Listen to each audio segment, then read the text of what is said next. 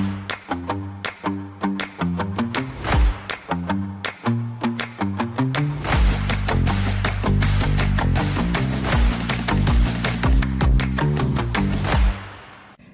thank you so much for having me here today. I'm going to make it clear again, like I have in the previous ones, that we are with Red Bull for the event today, but not partnering with Red Bull. But yeah, thank you so much for having me. It's such a cool venue, and you just did such a fantastic panel. So yeah, I'm really appreciative to be here. Oh, well, thanks for saying. Amazing. Do you want to introduce yourself, your role at Pax8, and just a little bit about Pax8 as a company? Yeah, okay. I'm Mostyn Thomas. I'm Senior Director of Security for EMEA as part of the academy here at Pax8. And that really means that I'm working with partners a lot of the time in order to make security operational for them, rather than just something aspirational. So I also work with some of our vendors that you've seen me on the panel today. You know, I work with those guys because it's end to end really. So that's really why I do it. I don't do anything internally. It's all around partner engagement and partner enablement. And Pax8 obviously is a great marketplace for SaaS applications, but increasingly now we're managed intelligence providers. Such a mouthful. Indeed, are going to come for the next generation of IT providers that are going to take the baton forward. Amazing, that was a great introduction, thank you so much. So it was mentioned a lot today about kind of ransomware and all of those kind of topics. Where do you kind of see that evolving? Where has it evolved in the past couple of years? Let's maybe start there. In the past few years, where's it evolved? From what we've seen, you know, ransomware has indeed evolved. And it's becoming less and less about that red screen, and actually the ransom, you know, the encryption piece is becoming more of an extortionware, as I like to call it. Right. So actually, you know, someone is getting access to your systems, but they're probably exfiltrating the data first. And maybe they'll maybe they'll encrypt your system and try and get a ransom for that, but they're not bothered because they've got your data already. Right. So it's very much an extortion scam. You know, we've got pictures of you, as it were, from a business point of view. And of course, that's the type of attack that never stops. Even if you pay the ransom, it's never going to go away. So it's become really quite brutal, really. And big business. Business. I think it's also fragmented somewhat in the fact that one gang or one group of individuals is not doing end-to-end. They're basically, certain levels are just doing internet access identity access brokers. They're just stealing the credentials and selling them on.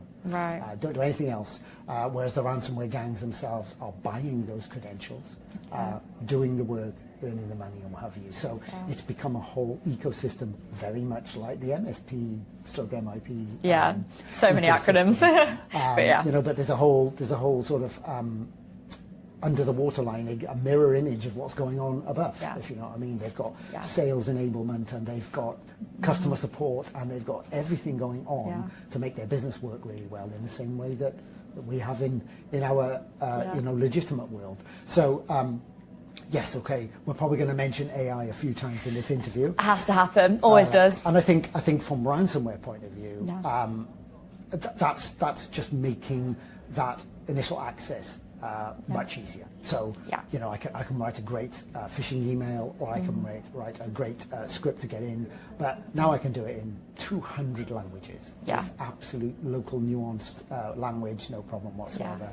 If I'm writing a script to try and social engineer someone, that's it. And we haven't even begun to talk about deep fakes, all that world.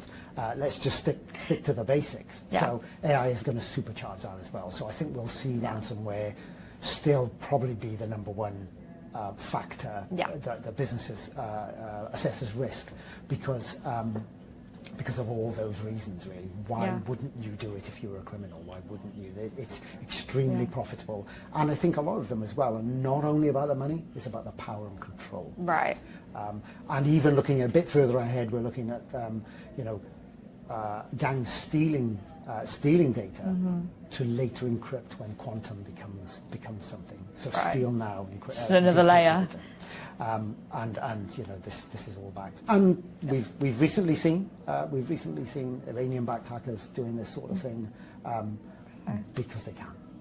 Because they're funded in. It's because part of a whole weaponized industry that's going on. So not too scary, I hope. But it's not going away. And it is certainly becoming smarter is the word, but I think probably, much more professionalized, multi-layered, more efficient, finally efficient actually. Yeah, and with that kind of compliance angle with that, we've got the new Cyber Essentials coming in next month. Can you tell me a little bit about what effect that's going to have, how significant that is? Because I can imagine it's going to change a lot. It's a little bit controversial, I guess, about how it's been implemented. So what are your thoughts there? Well, I think hopefully it's going to make a difference. Yeah. Hopefully that's going to make a big difference. But let's be realistic.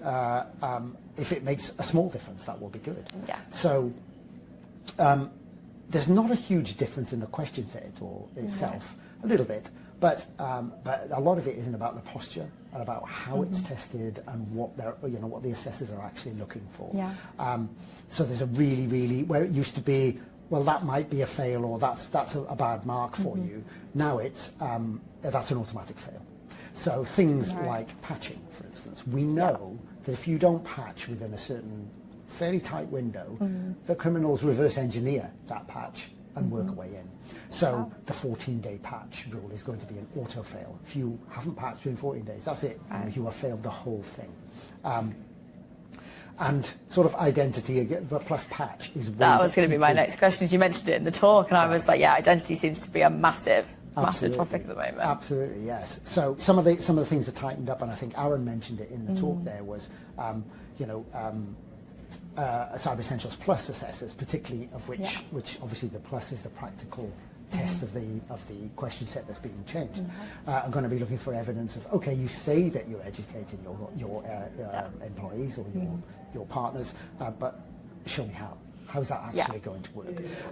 So there's going to be big changes there. I think people who passed no problem last year will find a bit of a shock to the system. But come back to your original question. Is that going to improve ransomware? Well, yes, it probably will, because if you're patching on, let's say, a 10-day and it's very effective, that's much more difficult for the criminals, because even if they gain access, when they're if they get a username and password, but if they're just trying to get in and those easy routes in are now blocked off because you've patched them, that immediately brings your percentage up. And we already know that Cyber Essentials is highly effective against those casual drive-by, what we call commodity internet attacks. The insurance data is always, you're never quite sure, but it is backed by an insurance company as well, and they're saying 92% efficient, which is pretty impressive. And if this will only make that better. It's not going to make it worse. It will only make it better. If we can get to 95%, that would be very impressive. And, if you're in that 95%, everything's cool. We just don't want to be in the 5. So I'm hoping that a more robust standard is definitely going to attract more people, because they'll think, actually, this is it's not just a tick box. This is actually worth it. And I think Cyber Essentials are definitely trying to up their game from being just a tick box to more of a continuous compliance type regime. That's what they're trying to do. It's not fully continuous. I get it. I think Acronis were talking about it there in the panel. We're not going to be there yet. It's getting there. But everything in standards is always incremental. So absolutely, there's some big changes there coming through. And there's so much to consider with everything that we've just spoken about, with the compliance, with ransomware, with just so many layers, like we've said. So where would you kind of say your main pieces of advice maybe would be for MSPs going through that? And what knowledge can you impart to help? I like to say, first of all, for MSPs, I'm always like, MSPs are the shield, but they're also the target. So you do have to play a dual personality, as it were. And you've just got to look at all, you could quote so many of the surveys from Verizon to CrowdStrike to whatever you want to do, and you look through and the common themes are identity theft and identity accessing. Criminals just logging in. Is huge, absolutely huge. Patching is the next one. So identity plus a fast patching regime is really, really good. And then we always have to, if we're going to pivot maybe to what I was talking around NIS2 in Europe and DORA and other European standards, I think we need to look at resilience. So, okay, those two are defensive. A great backup, disaster recovery, some kind of way of doing that is essential. And as I said about MSPs being the shield and the target, Yeah. I think they need to consider insurance, because Right. even the best can sometimes get this wrong, or just be unfortunate, or come up against some kind of rogue nation state. It's almost that false security, isn't it? It's not going to be us, it's not going to happen to us. Even the best of car drivers have insurance. Yeah. Because you just can't ever say, can you? So I think the final piece would be have some kind of insurance, because it's the only defensibility you have, really, you know. And if that's not from a practical point of view, a lot of MSPs are probably quite confident that they could technically handle things. But when we think about the PR angle, the whole management, the lost opportunities, that could be huge. And having some insurance, and it probably says a good thing as well. This is a good thing about your business, that you take this seriously. And even though we do everything we could, we still insure against that. So I think I would probably, for tips, I would say it's easy to go on and on. But those 4 things would be, you know, I think if you can do those 4 things really well, you're in that top 5%. Yeah. I think you're doing okay, and hopefully we can raise the floor a bit as well. Yeah, fantastic. And with kind of my final question is always, and I love this question, it's my favourite one, is kind of predictions and looking into the future, because that's always what we have to be doing. What would you say are your main predictions as what's to come? What are you most excited about with PAX 8? What's coming up in the next few years? Oh, wow, that's a big question. Yeah. Okay. Do you know, if you'd have asked me peek. that maybe a year or 2 ago, I could have come up with some solid predictions for 26. Whatever.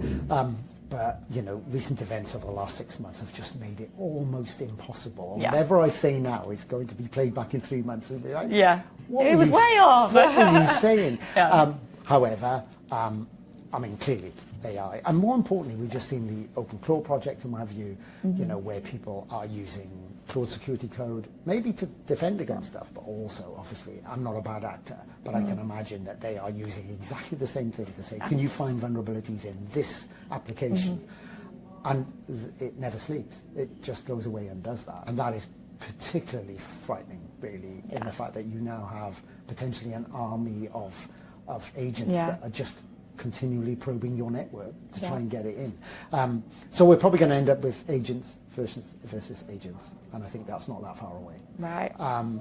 I think that I think at PAX 8, you said as well, what we're interested here. I mean, you know, my remit is security, and we have a lot of security vendors, and you saw 82% of the people in the poll from the previous panel said security and compliance. So I think my job is probably okay right now, so I've got plenty going on. Having said that, what really excites me is here with PAX 8, we are all actively encouraged to do as much as we can with AI, with anything like that. And that really excites me, because I am a technical person involved. You know, for the last, you know, before I saw my business, I was an owner-operator technical person. So I just love that stuff, and it's just amazing, and what you can do, and what you can build, and what you can dream, you can make happen.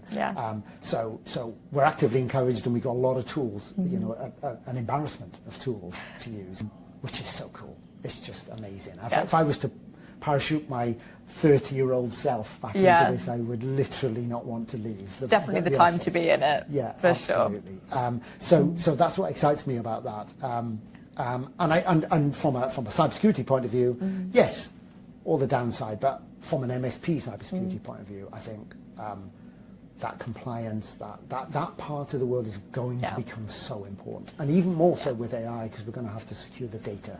You can't secure AI, so we're going to have to be looking at, you know, ISO 42001. We're going to be looking at various different standards, but I think many MSPs are going to have to get. It's not the sexiest subject. So they're going to have to get aware of it and how to do it, which is what I was trying to tease out of particularly both of the people on the panel. Was how can we actually make that happen easily for people, and how can we make it real for the customers, and how can we do it? So I think that we'll have to see a rise of that. So I think if I was looking into the future, I think it's probably more of that to come. There's more of that to come. I can imagine. I feel like we could sit and talk about this all day, and you're clearly so passionate about what you do. It's fantastic, and thank you so much for your time today.